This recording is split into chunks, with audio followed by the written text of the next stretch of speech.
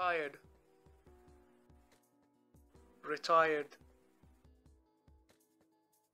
کارنشت کارنشت یا گستمنیند هم گوشک بیت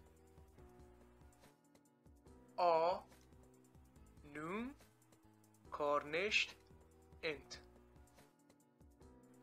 nu کارنشت انت He is now retired. He is now retired. منا ادا یه بگو شکل دید که بازنشست یا بازنشسته در آنچتی پارسی گالند دستبندی کنه که وتی بلوچی و پارسی یا باز هورتور مکنید